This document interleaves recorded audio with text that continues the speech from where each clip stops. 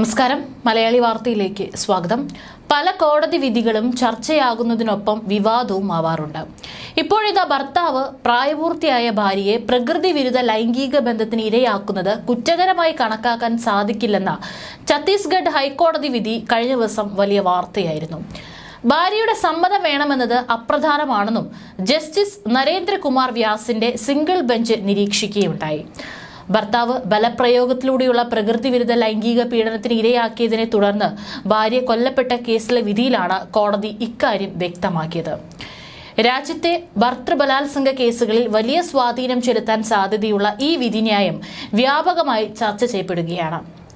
ക്രൂരമായി ബലാത്സംഗം ചെയ്യപ്പെട്ട യുവതിയുടെ കുടലിനും മലദ്വാരത്തിനും വരെ പരിക്കേറ്റ സംഭവത്തിലെ കോടതി വിധിക്കെതിരെ വ്യാപകമായ വിമർശനമാണ് പൊതുസമൂഹത്തിൽ നിന്നും ഉയരുന്നത്. ഇതോടെ രാജ്യത്ത് ഭർതൃബലാത്സംഗങ്ങൾ കുറ്റകരമാക്കേണ്ടതിന്റെ ആവശ്യകതയെക്കുറിച്ച് വീണ്ടും ചർച്ചകൾ ഉയരുകയാണ്. 2017 ഡിസംബർ 11 കേസിനാസ്പദമായ സംഭവം. ഭർത്താവ് ബലപ്രയോഗത്തിലൂടെ സമ്മതമില്ലാതെയാണ് ലൈംഗിക ബന്ധത്തിൽ ഏർപ്പെട്ടതെന്ന് യുവതി മരണമൊഴി നൽകിയിരുന്നു. ബലാത്സംഗത്തിൽ യുവതിയുടെ കുടലിനും മലദ്വാരത്തിനും വരെ പരിക്കേറ്റിരുന്നുവെന്ന് ഡോക്ടർമാരുടെ മൊഴിയുമുണ്ട്.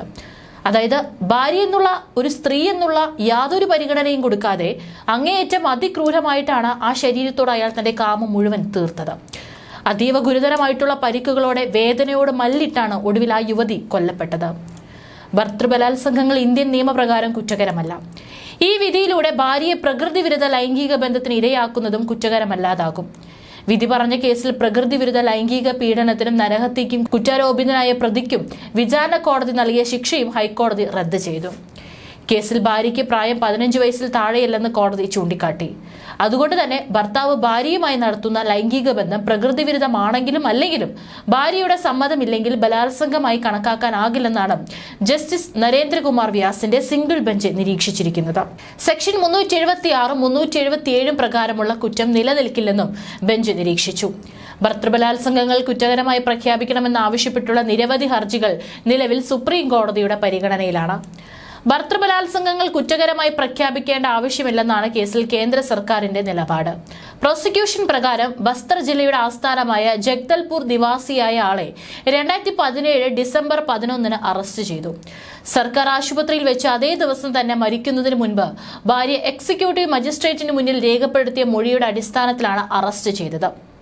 2017 ഡിസംബർ 11 വേദന അനുഭവപ്പെട്ട സ്ത്രീ കുടുംബാംഗങ്ങളോട് തന്റെ ഭർത്താവ് തന്റെ ഇഷ്ടത്തിന് വിരുദ്ധമായി പ്രകൃതി വിരുദ്ധ ലൈംഗിക ബന്ധത്തിൽ ഏർപ്പെട്ടതായി പരാതിപ്പെട്ടു. മജിസ്ട്രേറ്റിന് മുൻപാകെ ഇരയുടെ മരണമൊഴി രേഖപ്പെടുത്തിയിട്ടുണ്ട്. അതിൽ ഭർത്താവിന്റെ നിർബന്ധിത ലൈംഗിക ബന്ധത്തിൽ നിന്നാണ് തനിക്ക് അസുഖം വന്നതെന്നും അവൾ മൊഴി നൽകിയിട്ടുണ്ട്. 2019 ഫെബ്രുവരി 11 ജഗദൽപൂരിലെ അഡീഷണൽ സെഷൻസ് ജഡ്ജി IPC 377, 376, 304 എന്നീ വകുപ്പുകൾ പ്രകാരം ആ വ്യക്തിയെ കുറ്റക്കാരനാണെന്ന് വിധിക്കുകയും 10 വർഷത്തെ കഠിന തടവിന് ശിക്ഷിക്കുകയും ചെയ്തു. കീഴ്ക്കോടതിയുടെ വിധിയെ ചോദ്യം ചെയ്ത ആ മനുഷ്യൻ പിന്നീട് ബിലാസ്പൂരിലെ ഹൈക്കോടതിയെ സമീപിച്ചു. വാദം കേൾക്കുന്നതിനിടയിൽ അപ്പീൽ വാദിക്കുമ്പോൾ നിയമപരമായി സ്വീകാര്യമായ തെളിവുകളൊന്നും ലഭ്യമല്ലെന്നും ഇരയുടെ മൊഴിയുടെ അടിസ്ഥാനത്തിൽ മാത്രമാണ് അദ്ദേഹത്തിന്റെ കക്ഷി ഒന്നിലധികം കുറ്റകൃത്യങ്ങളിൽ ശിക്ഷിക്കപ്പെട്ടതെന്നും പ്രതിയുടെ അഭിഭാഷകൻ വാദിച്ചു. ആദ്യ പ്രസവത്തിന് തൊട്ടു പിന്നാലെ സ്ത്രീക്ക് പൈൽസ് ബാധിച്ചിരുന്നുവെന്നും അതുകൊണ്ടാണ് രക്തസ്രാവവും വയറുവേദനയും അനുഭവപ്പെട്ടതെന്നും ജഗദൽപൂർ കോടതിയിൽ പറഞ്ഞ 2 സാക്ഷികളുടെ മൊഴികൾ വിചാരണ കോടതി പരിഗണിച്ചിട്ടില്ലെന്നും അദ്ദേഹം വാദിച്ചു. 2013 IPC സെക്ഷൻ 375 വരുത്തിയ ഭേദഗതിയിൽ ഒരു പുരുഷൻ സ്വന്തം ഭാര്യയുമായി നടത്തുന്ന ലൈംഗിക ബന്ധമോ ലൈംഗിക പ്രവൃത്തികളോ ബലാത്സംഗമല്ലെന്ന് പറയുന്ന എക്സെപ്ഷൻ 2 നൽകിയിട്ടുണ്ടെന്നും ഇവിടെ പരാമർശിക്കേണ്ടത് പ്രസക്തമാണ്. അതിനാൽ സെക്ഷൻ 377 പ്രകാരം നിർവചിച്ചിരിക്കുന്ന ഏതെങ്കിലും പ്രകൃതി വിരുദ്ധ ലൈംഗികത ഭർത്താവ് തന്റെ ഭാര്യയുമായി ചെയ്താൽ അത് ഒരു കുറ്റമായി കണക്കാക്കാനാവില്ലെന്ന് ഹൈക്കോടതി ചൂണ്ടിക്കാട്ടി. ജഡ്ജി അയാളെ എല്ലാ കുറ്റങ്ങളിൽ നിന്നും കുറ്റവിമുക്തനാക്കി ഉടൻ തന്നെ ജയിൽ മോചിതനാക്കാനും ഉത്തരവിട്ടിരിക്കുകയാണ്.